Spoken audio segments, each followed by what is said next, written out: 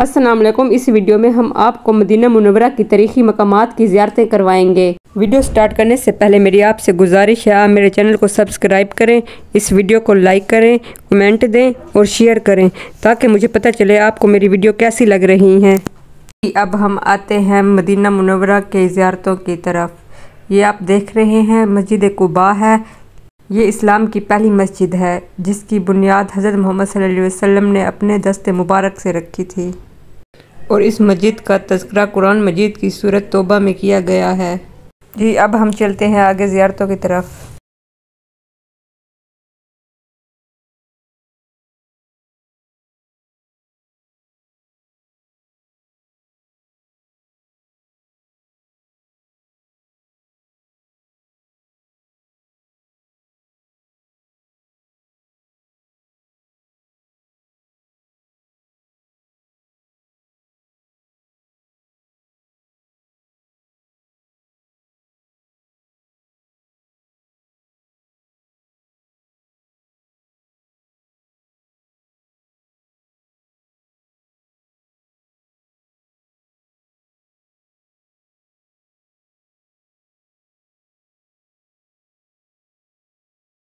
जी आप ये जो देख रहे हैं ये मस्जिद किबलतैन है, जहाँ हजूर सल्लल्लाहु अलैहि वसल्लम और सहाबा कराम नमाज पढ़ रहे थे। नमाज के दौरान उन्हें अपना रुख बैतुल मुक़द्दस से काबे की तरफ फेरने का हुक्म आया था।